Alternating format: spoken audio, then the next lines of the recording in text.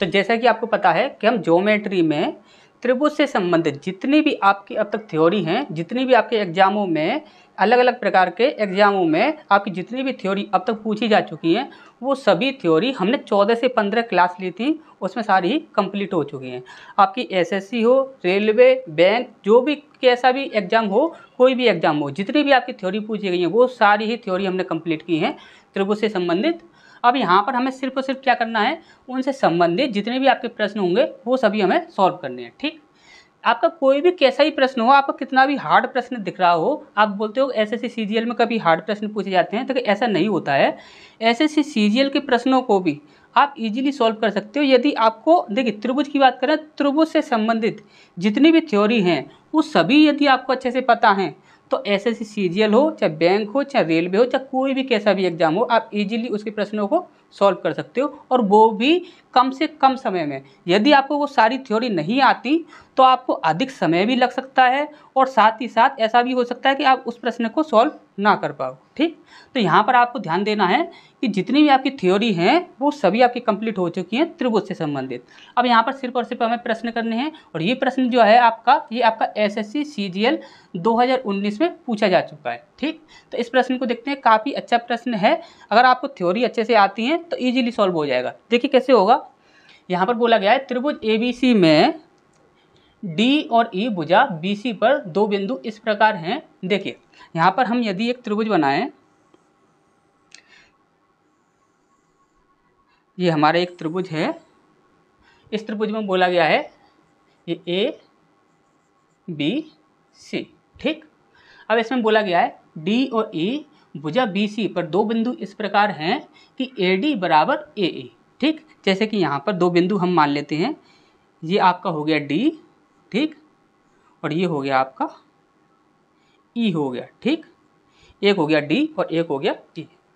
अब इनको यदि हमें मिलाएंगे नहीं तो यहाँ पर ये भुजाएं बराबर नहीं होंगी, तो हमें भुजाएं बराबर करनी होंगी, एडी और एई ये भुजा बनानी होंगी। तो यहाँ पर ये एडी है और ये आपकी एई है। ठीक, यहाँ पर इन दोनों भुजाओं को बराबर बताया गया है, जैसे कि हम यहाँ पर इन दोनों भुजाओं को यदि हम बराबर कर देते हैं, देखिए साथ ही साथ आपको पता होना चाहिए कि हमें करना क्या है। देखिए जैसे कि उसने बोला कि यहाँ पर एडी और एई ये दोनों भुजाएं यदि बराबर हैं तो आपको अच्छे से पता है कि जब एक त्रिभुज जो होता है उस त्रिभुज की यदि दो भुजाएं आपस में बराबर हों तो उसके सामने वाले जो कोण होते हैं वो भी आपस में क्या होते हैं, बराबर होते हैं। जैसे कि यहाँ पर ए डी ई इस त्रिभुज की बात करें तो ये वाला जो एंगल है ये आपका यदि हम P माने P डिग्री, तो ये वाला जो एंगल होगा ये भी आपका क्या हो जाएगा, P डिग्री हो जाएगा, क्योंकि ये दोनों भुजाएं बराबर हैं तो इसके सामने वाला ये कोण और इसके सामने वाला ये कोण दोनों ही बराबर होंगे। अब यहाँ पर दूसरी बात और आपको समझनी है, वो क्या समझनी है, यदि पूरे त्रिभुज की बात की जाए तो यहाँ पर ये जो आपकी रेखा है ये एक सरल रेखा है और सरल रेखा पर सदैव 180 का एंगल बनता है। ठीक, ये बात आपको अच्छे से पता है। तो यहाँ पर ये वाला जो एंगल है ये कितना हो जाएगा, ये हो जाएगा आपका 180 माइनस पी। ठीक, और ये वाला जो एंगल होगा ये भी आपका यही हो जाएगा 180 माइनस पी। क्लियर है इतनी सी बात।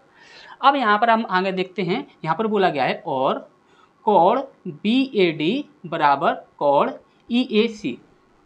BAD और EAC ये दोनों ही एंगल आपके बराबर हैं, ये बोला गया है।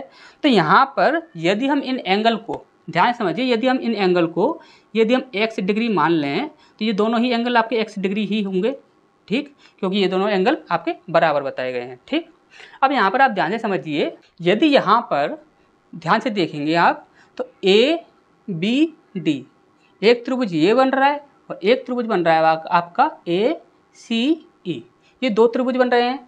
अब यहाँ पर हमें एक चीज़ पता होनी चाहिए कि यदि इन दोनों त्रिभुजों की बात करें तो इनका एक एंगल ये और ये दोनों एंगल आपके समान हैं, तो एक एंगल आपका समान है, साथ ही साथ ये वाला एंगल और ये वाला एंगल ये दोनों एंगल भी समान हैं आपके। ठीक, तो एक और एक दो एंगल, एक और एक दो एंगल, यानी कि ये वाला त्रिभुज और ये वाला त्रिभुज, इन दोनों त्रिभुजों में दो एंगल समान हैं। ठीक, अब यहाँ पर बात की जाए AE इस भुजा की और AD इस भुजा की, तो ये दोनों ही भुजाएं आपकी समान हैं और दोनों ही त्रिभुजों की हैं ये। ठीक, जब ये दोनों त्रिभुजों की दो एंगल और एक भुजा आपस में यदि बराबर होते हैं तो वो त्रिभुज आपके क्या कहलाते हैं? तो हमको पता है कि वो दोनों त्रिभुज आपके क्या कहलाते हैं? सर्वांग त्रिभुज कहलाते हैं। तो यहाँ पर हम सर्वांग कैसे लेंगे? यहाँ पर हम लेंगे, यहाँ पर जैसे कि हमने ले लें ए डी ई, हम ऐसे ले लेते हैं ए डी और बी, सॉरी बी है वो, ठीक, ए डी बी हमने ये ले लिया। तो हमें क्या करना होगा, जैसे कि हम ए कहाँ पर है? एक्स डिग्री पर है, ठीक। तो यहाँ पर एक्स डिग्री से ही हमें स्टार्ट करना होगा। तो हम कैसे स्टार्ट करेंगे? यहाँ पर ए के बाद लेंगे हम, क्या लिया था हमने? 180 माइनस पी, तो 180 माइनस पी ही लेना होगा। तो हम कैसे लेंगे? ई और उसके बाद सी। तो अब हम यहाँ पर क्या कह सकते हैं कि ये दोनों ही जो त्रिभुज हैं वो क्या हैं? आपके सर्वांग सम है, ठीक, हम ये बात कह सकते हैं, ठीक। जब हमें ये बात पता लग गई तो आप कह सकते हो, देखिए समरूप में क्या होता है? समरूप में ये होता है कि जो आपके दोनों त्रिभुज समरूप होते हैं तो उनकी भुजाओं के रेशियो सदैव समान होते हैं। क्या समान होते हैं? रेशियो समान होते हैं। भुजाओं के रेशियो, त्रिभुज के परिमाप के रेशियो या फिर त्रिभुज के क्षेत्रफल के रेशियो, ये आपके समान होते हैं। लेकिन सर्वांग सम में क्या होता है कि सीधा उनका क्षेत्रफल बराबर होगा, परिमाप भी बराबर होगा और साथ ही साथ उन दोनों त्रिभुजों की जो भुजाएं होंगी उनकी लंबाइयां समान होंगी, ठीक। तो ये चीज़ आपको अच्छे समझ आ गई। अब यहाँ पर आप देखोगे तो आगे क्या बोल रहा है? यहाँ पर, यहाँ तक हमने कंप्लीट किया था। यहाँ पर कोण बी ए डी बराबर कोण ई ए सी, ठीक, ई ए सी, ये हमने कंप्लीट किया था। अब इसके बाद यदि ए बी बराबर 3x + 1 सेंटीमीटर, ए बी बोल रहा है आपका 3x + 1, इतना बोल रहा है इसकी लंबाई, ठीक, ये लंबाई है, रेशियो नहीं है, ठीक। अब इसके बाद बोल रहा है वो बी डी कितना बोल रहा है? 9 सेंटीमीटर। बी से लेकर डी तक क्या है? 9 सेंटीमीटर। यहाँ पर ये 9 बोल रहा है, ठीक। अब इसके बाद आगे बोल रहा है वो ए सी कितना है? 34। ए सी कितना है आपका? 34, ठीक। ये भी आपका भुजा की लंबाई है, रेशियो नहीं है, ठीक। तो ये 34 सेंटीमीटर। और यहाँ पर बोल रहा है ई सी, यानी कि ई सी कितना बोल रहा है? 22+1। तो यहाँ पर बोल रहा है 22+1, ठीक। अब यहाँ पर हमसे बोला क्या गया है? तो यहाँ पर हमसे बोला गया है कि x + y, ये x + y की यहाँ पर हमसे वैल्यू पूछी गई है, ठीक। तो x + y की अब वैल्यू पूछी गई है। आपको पता है कि जब यहाँ पर ये दोनों त्रिभुज सर्वांग सम हैं तो यहाँ पर इन त्रिभुजों की जो भुजाएं जो होंगी उनकी लंबाइयाँ सदैव क्या होंगी? समान होंगी। तो यहाँ पर देखिए इसकी लंबाई और इसकी लंबाई ये दोनों क्या होंगी? समान होंगी, ए बी और ए सी, ठीक। तो यहाँ पर हम बोलेंगे, जैसे कि हम यहाँ पर बोले हैं 3x + 1 = कितना होगा? 3x + 1 34 के बराबर होगा, 34, ठीक। अब यहाँ पर 3x = 34 - 1, ये इधर जाकर पक्षांतर हो जाएगा तो ये माइनस हो जाएगा, तो कितना हो जाएगा आपका? 33। तो यहाँ पर क्या होगा? x की वैल्यू आपकी कितनी आ गई? 11, x की वैल्यू आपकी 11 आ गई, ठीक। अब यहाँ पर हमें y की वैल्यू पूछी गई है तो हम यहाँ पर इसको और इसको ले सकते हैं, क्योंकि यहाँ पर b से लेकर d तक और e से लेकर c तक ये दोनों भुजाओं की लंबाई क्या होगी? समान होगी। इन्हीं दोनों त्रिभुजों की बात कर रहे हैं हम, ठीक। तो यहाँ पर क्या होगा? y + 1 = कितना है आपका? 9 है। तो y की वैल्यू कितनी हो जाएगी आपकी? ये प्लस में है तो यहाँ पर ये माइनस में हो जाएगा, तो y की वैल्यू 8 हो जाएगी, ठीक, ठीक। y + 1 दिया है ना, y + 1, ठीक है। अब यहाँ पर आप देखोगे तो x + y पूछा गया था हमसे, तो x की वैल्यू है आपकी 11 और y की वैल्यू है आपकी 8। तो x + y = कितना हो जाएगा हमारा? 11 + 8 19 सेंटीमीटर में दे देते हैं, ठीक। तो ये हमारा आंसर हो जाएगा। यदि आपको ये चीज़ें पता होंगी कि सर्वांग सम क्या होता है, समरूप क्या होता है, तो त्रिभुज की ये सारी प्रॉपर्टी पता होंगी तो आप इजीली प्रश्न को सॉल्व कर लोगे, तो ठीक। तो नेक्स्ट की ओर बढ़ते हैं, तब तक आप इसका स्क्रीनशॉट ले लीजिए।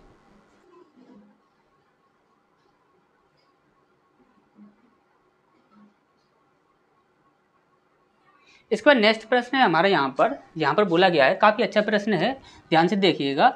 दी गई आकृति में यदि Q R upon X Y is equal to 12/7, तो यहाँ पर आप ध्यान से देखिएगा तो ये Q R upon X by ये दोनों क्या हैं, इन भुजाओं की लंबाइयाँ नहीं है, ये सिर्फ और सिर्फ रेशियो हैं। क्यों रेशियो हैं? क्योंकि जब कोई ऐसी भिन्न हो जो कि दोनों संख्याएं उसकी अंश और हर जब किसी एक ही संख्या से डिवाइड ना हो रहे हों सिर्फ एक को छोड़कर, तो वह दोनों संख्याएं क्या कहलाती हैं, आपकी रेशियो कहलाती हैं। ये आपके रेशियो हैं, ठीक। रेशियो की पहचान आप ऐसे कीजिए, ठीक। तो क्यू आर का रेशियो कितना है आपका 12 है, ठीक। और यहाँ पर एक्स पाई का रेशियो कितना है, तो एक्स पाई का रेशियो है आपका 7, ठीक। अब यहाँ पर बोला गया है P by is equal to 14 centimetre, तो पी बाई ये आपका 14 सेंटीमीटर दिया हुआ है, ये आपकी लंबाई है, ठीक। आप यहाँ पर कंफ्यूज हो जाओ कि ये इतनी छोटी भुजा है तो इसका ये अगर 14 आ रहा है, ये और ये इतनी बड़ी बड़ी भुजाएं हैं, इनके मान कम हैं, तो यहाँ पर ऐसा नहीं है। ये लंबाई है पी से लेकर बाई तक, और ये सिर्फ और सिर्फ रेशियो है, ये 7 और 12 ये सिर्फ और सिर्फ रेशियो है, ठीक। ये चीज़ आपको अच्छे समझ आ गई होगी। अब इसका नेक्स्ट देखते हैं, तो यहाँ पर बोला गया तो पी क्यू की लंबाई क्या होगी, तो पी से लेकर क्यू तक यहाँ तक हमसे क्या पूछा गया है, लंबाई पूछी गई है यहाँ तक, ठीक। यहाँ से यहाँ तक हमसे लंबाई पूछी गई है। तो देखिए काफ़ी इजी प्रश्न है, आपको कुछ बातों का यहाँ पर याद रखना होगा। जैसे कि यहाँ पर आप ध्यान से देखोगे तो यहाँ पर ये क्या है आपका 75 और ये है आपका 60। यदि यहाँ पर पी क्यू आर इस बड़े पूरे त्रिभुज की बात करें तो यहाँ पर ये 75 है और ये 60 है, और त्रिभुज के तीनों कोणों का योग कितना होता है, 180 होता है। तो आपका ये कोण कितना हो जाएगा, ये आपका 45 हो जाएगा, ठीक। तो ये आपका कितना हो गया 45 डिग्री, ठीक। अब यहाँ पर यदि हम इस एंगल को देखें तो ये एंगल है आपका 105 डिग्री, ठीक। और यदि हम ये इस पूरे त्रिभुज की बात करें तो इस त्रिभुज में ये आपकी एक सरल रेखा है, और इस सरल रेखा में जब कभी भी सरल रेखा पर कोई कोण बनता है तो वो क्या बनता है, 180 का बनता है। तो यहाँ पर ये वाला जो एंगल होगा वो आपका कितना हो जाएगा, तो वो हो जाएगा आपका 75 डिग्री, ठीक। ये 75 डिग्री हो गया। अब आपको पता है पी एक्स बाई इसकी बात करें तो त्रिभुज के तीनों कोणों का योग 180 डिग्री होता है। तो यहाँ पर ये है आपका 45, ये आपका 75, तो ये एंगल कितना हो जाएगा 60 डिग्री, ठीक। ये आपका 60 डिग्री हो गया, ठीक। अब यहाँ पर आप ध्यान से देखिए, समरूप और सर्वांग समता ये चीज़ें हमने आपको पहले ही पढ़ा रखी हैं अच्छे से। अब यहाँ पर आप देखोगे तो देखिए ये एंगल इस त्रिभुज का पी एक्स बाई का, और यहाँ पर ये वाला एंगल ये किसका है, पी क्यू आर इस त्रिभुज का। तो ये एंगल और ये एंगल ये दोनों ही एंगल बराबर हैं, यानी कि एक एंगल दोनों ही त्रिभुजों में समान है। अब आप यहाँ पर देखोगे तो शीर्ष पर बना जो कोण है ये आपका जो होता है ये दोनों ही एंगल्स के लिए समान होता है। इस एंगल के लिए भी समान है और इस छोटे त्रिभुज के लिए भी समान है और इस बड़े त्रिभुज के लिए भी समान है। तो यहाँ पर आप देखोगे तो दो जो कोण हैं वे दोनों ही कोण आपके बराबर हैं, एक 45 वाला और एक 75 वाला। तो हम यहाँ पर क्या कहेंगे, तो हम यहाँ पर कहेंगे कि यहाँ पर ये जो दो त्रिभुज हैं वो आपके समरूप हैं। लेकिन समरूप हम लिखेंगे कैसे, लिखने का तरीका आपका बिल्कुल सही होना चाहिए, तभी आप भुजा अच्छे से निकाल पाओगे। यदि आपका लिखने का तरीका गलत हो गया तो वहाँ पर आप भुजा ठीक से नहीं निकाल पाओगे। जैसे कि हम यहाँ पर लिखेंगे तो कैसे लिखेंगे, हम यहाँ 45 से स्टार्ट करें तो 45 पर क्या है P, ठीक। छोटे त्रिभुज की बात कर रहे हैं तो 45 पर P है, ठीक। अब यहाँ पर 45 से यदि हम चलते हैं 75 पर तो 75 पर क्या है आपका बाई, ठीक। 75 पर है बाई और इसके बाद ले लेंगे हम x, ठीक। अब ये समरूप त्रिभुज है किसका, अब देखिए यहाँ पर हमने 45 से स्टार्ट किया था तो 45 से लेंगे p हो जाएगा। अब इसके बाद हमने 75 पर लिया था, ठीक। बाई 75 पर है तो 75 देखेंगे बड़े त्रिभुज में 75 कहाँ है, तो यहाँ पर है। तो p के बाद q फिर उसके बाद r, ठीक। इस प्रकार से हम लेंगे समरूप। अब यहाँ पर हमसे क्या पूछा गया था, पी क्यू की लंबाई पूछी गई थी। अब पी क्यू कहाँ है, पी और क्यू। तो अब यहाँ पर हमें सबसे पहले पी क्यू तो लेना ही होगा। देखिए हम यहाँ पर ले रहे हैं पी क्यू ले रहे हैं, ठीक। पी बाई, तो पी बाई के साथ हम क्या लेंगे, तो पी बाई पी क्यू, ठीक। तो यहाँ पर लेंगे हम P by upon P Q, ठीक। अब इसके बाद हम देखते हैं इज इक्वल टू, हम यहाँ पर दो भुजाएं और लेनी है, तो इन दोनों भुजाओं के रेशियो दिए गए हैं एक्स बाई और यहाँ पर क्यू आर। ठीक, इन दोनों के रेशियो दिए गए हैं, तो इन्हीं को लेंगे हम। जैसे कि यहाँ पर है आपका, जैसे कि हम ले हैं एक्स बाई, यदि हम एक्स बाई ले रहे हैं तो हमें क्या लेना होगा, आर क्यू इस प्रकार से लेना होगा।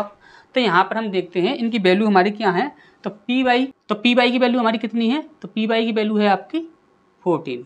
ठीक, इसके बाद पी क्यू हमसे पूछा गया है is equal to X Y की वैल्यू कितनी है, तो एक्स बाई की वैल्यू है आपकी 7। इसके बाद आर क्यू की वैल्यू है आपकी 12। ठीक, अब यहाँ पर 7 दूनी 14, ठीक, और 12 दूनी 24, यानी कि पी क्यू की जो वैल्यू आएगी वो कितनी आएगी, 24। तो ये चीज़ आपको अच्छे समझ आ गई होगी। तो नेक्स्ट क्वेश्चन की ओर बढ़ते हैं, तब तक आप इसका स्क्रीनशॉट ले लीजिए।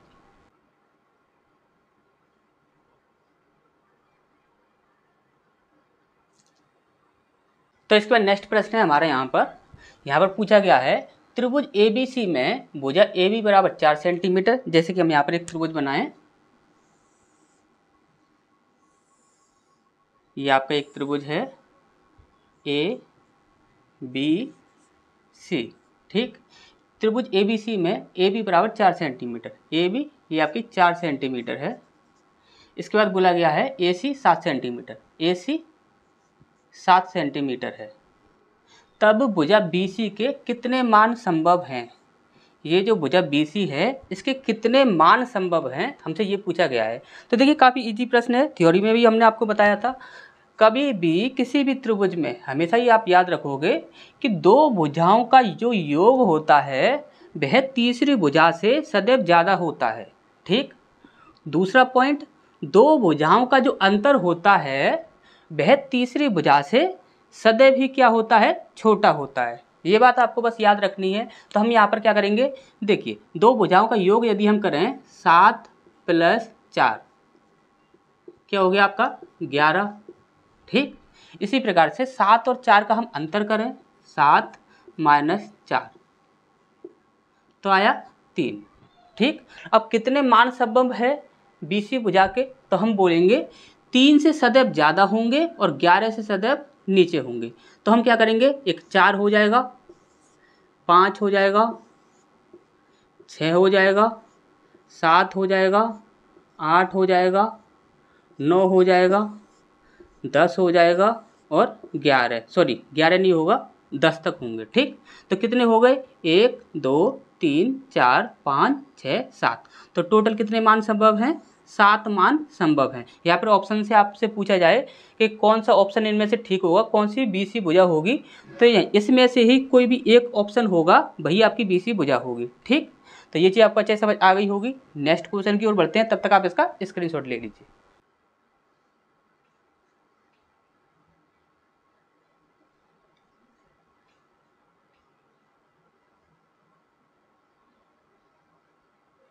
इसके बाद नेक्स्ट प्रश्न है हमारा यहाँ पर बोला गया है उस त्रिभुज का क्षेत्रफल क्या होगा जिसके निर्देशांक 1 2 3 इस प्रकार से निर्देशांक इसके दिए गए हैं। ठीक, ये 3 निर्देशांक दिए गए हैं। हमेशा याद रखिए जब कभी भी 3 निर्देशांक दिए गए हों तो वह त्रिभुज की बात कर रहा होगा, और यदि यहाँ पर 4 निर्देशांक दिए गए होते तो वह चतुर्भुज की बात कर रहा होता। ठीक, यदि इसकी बात की जाए कि यह प्रश्न, तो देखिए इस प्रकार के जो प्रश्न होते हैं ये आपके निर्देशांक ज्यामिति से संबंधित होते हैं।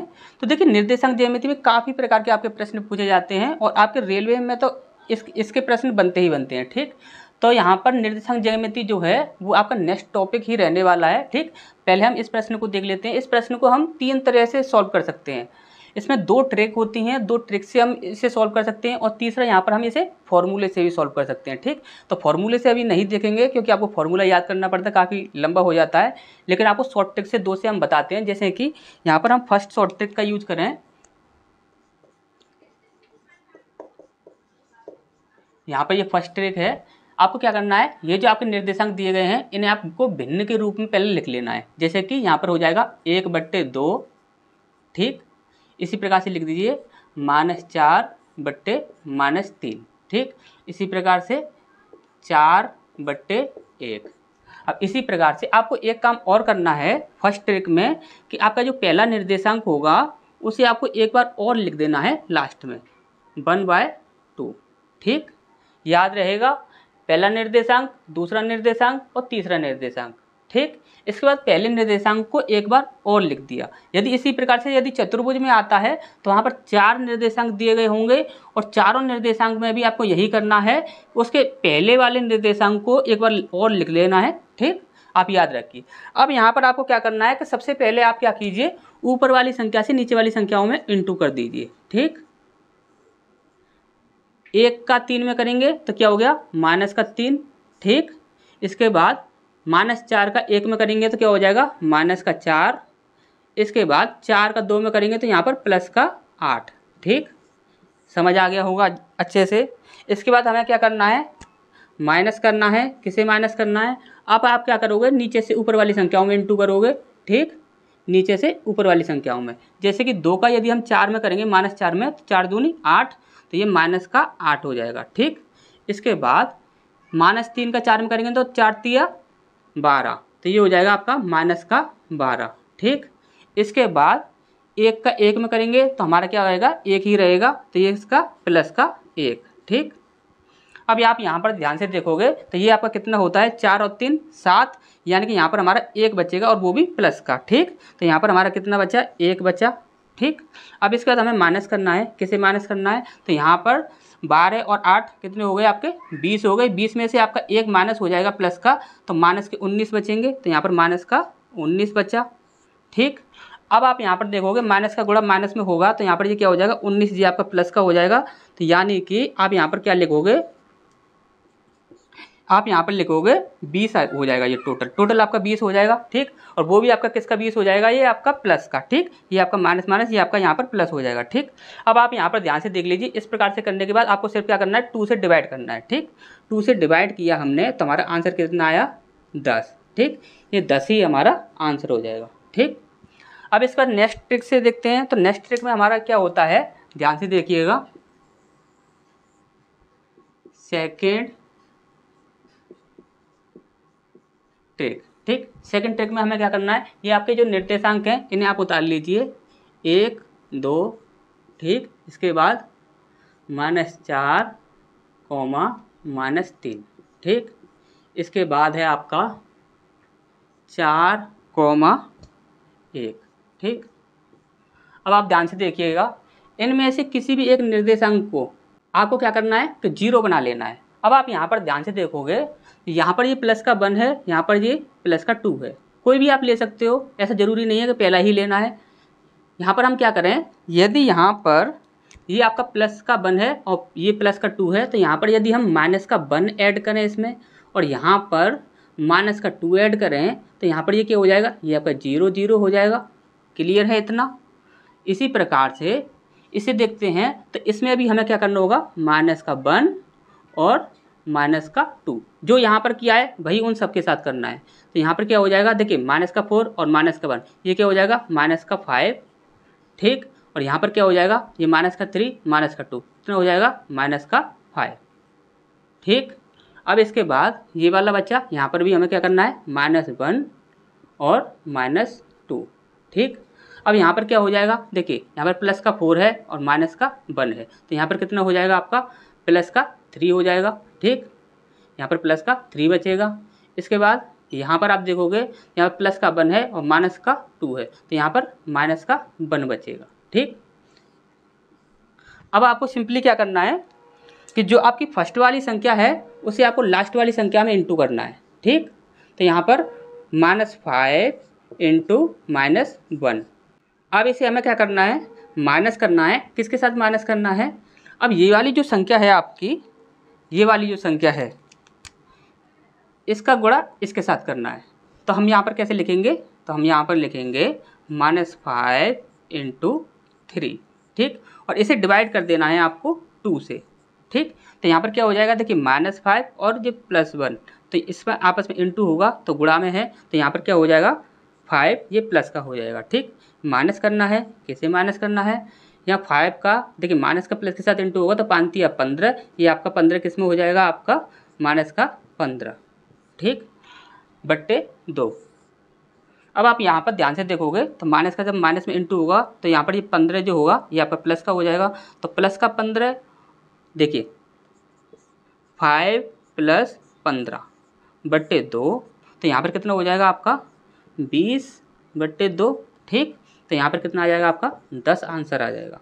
किसी भी तरह से कर लो, आपका आंसर सेम आने वाला है। ठीक, बस ट्रिक आपको याद रखनी है, आपको करना क्या है। ठीक, अब यहाँ पर आप ध्यान से देखेंगे तो यहाँ पर ये जो आपका जो प्रश्न है इसे हम फॉर्मूले से नहीं करेंगे, फॉर्मूले से हम आपको कराएंगे तब निर्देशांक ज्यामिति कराएंगे। ठीक, तो निर्देशांक ज्यामिति आपका नेक्स्ट ही टॉपिक होने वाला है, उसे भी कंप्लीट करते हैं, फिर उसके बाद आगे बढ़ते हैं। ठीक, तो तब तक आप इसका स्क्रीनशॉट ले लीजिए, फिर नेक्स्ट क्वेश्चन की ओर बढ़ते हैं।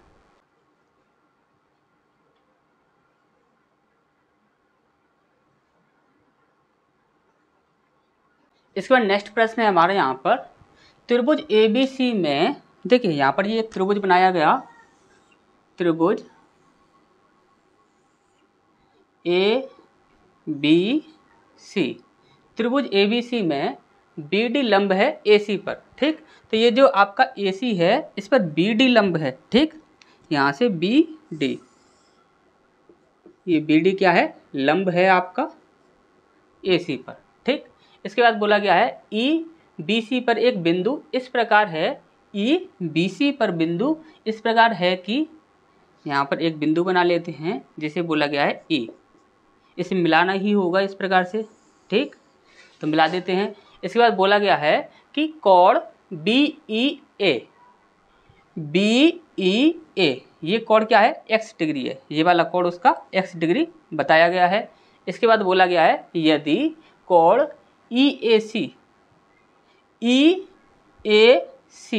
ये वाला जो कोण है ये कोण आपका 46 डिग्री है। ठीक, 46 डिग्री। इसके बाद बोला गया है कोण EBD, तो ये वाला कोण कितना बताया गया है, 60 डिग्री, ये 60 डिग्री का कोण है। ठीक, अब इसके बाद बोला गया है यहाँ पर तो x का मान क्या होगा। ठीक, तो आप यहाँ पर ध्यान से देखिए, यहाँ पर आप देखोगे तो ये आपका 90 है, यदि ये 60 है तो आपका ये कितना होने वाला है, तो ये आपका 30 होने वाला है। सिंपल सी बात है। ठीक, अब आप यहाँ पर देखोगे ये आपका 46 है और ये आपका 30 है। ठीक, तो यहाँ पर ये कितना हो गया, 76 हो गया, यानी कि ये वाला कोण कितना हो गया आपका 104 डिग्री। और आपसे ये वाला एंगल पूछा गया है एक्स एंगल, तो आपको अच्छे से पता है कि एक जो आपकी सरल रेखा होती है उस पर जो पूरा एंगल बनता है वो कितना बनता है, 180 डिग्री। तो एक्स डिग्री का जो एंगल होगा वो क्या हो जाएगा आपका 180 डिग्री माइनस 104 डिग्री। जब 104 को आप माइनस करोगे तो आपका कितना बचता है, 76 डिग्री। ठीक, यही हमारा आंसर हो जाएगा, कुछ भी नहीं था इस प्रश्न में। ठीक, ये आपका SSC प्री में ये आपका एग्जाम में पूछा गया था। ठीक, तो नेक्स्ट क्वेश्चन की ओर बढ़ते हैं, तब तक आप इसका स्क्रीनशॉट ले लीजिए।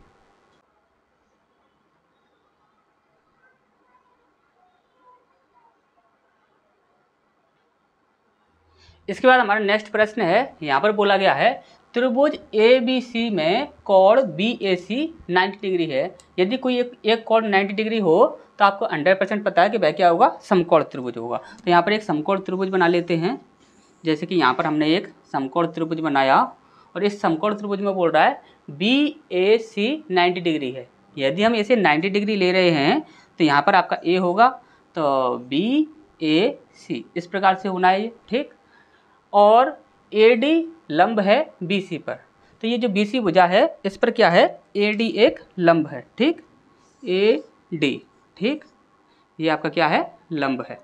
अब यहाँ पर बोला गया है BD की लंबाई 9 सेंटीमीटर, B से लेकर D तक 9 सेंटीमीटर। इसके बाद बोला गया है C से लेकर D तक, CD जो है वो क्या है, 3 सेंटीमीटर। तो AD की लंबाई क्या होगी। देखिए काफ़ी इजी प्रश्न है। यहाँ पर AD की जब कभी भी आपको लंबाई निकालनी हो तो आप क्या करोगे कि AD = रूट के अंदर, ठीक, रूट के अंदर क्या करना है आपको, BD ×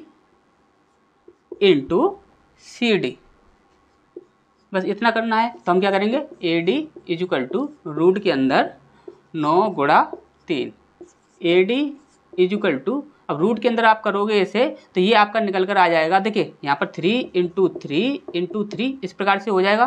तो यहाँ पर हम क्या कर देंगे 3 तो ये आपका एक बाहर निकल कर आ जाएगा और एक रूट के अंदर रह जाएगा। ठीक, तो 3√3 सेंटीमीटर, यही आपका आंसर हो जाएगा। ठीक, तो आशा करते हैं आपको ये सारी चीज़ें अच्छे से समझ आ गई होंगी। यदि किसी प्रकार का यदि कोई कन्फ्यूजन या डाउट है तो आप कमेंट बॉक्स में कमेंट कीजिए। जो भी आपका कन्फ्यूजन या डाउट होगा वो आपका दूर किया जाएगा। तो मिलते हैं फिर नेक्स्ट क्लास में।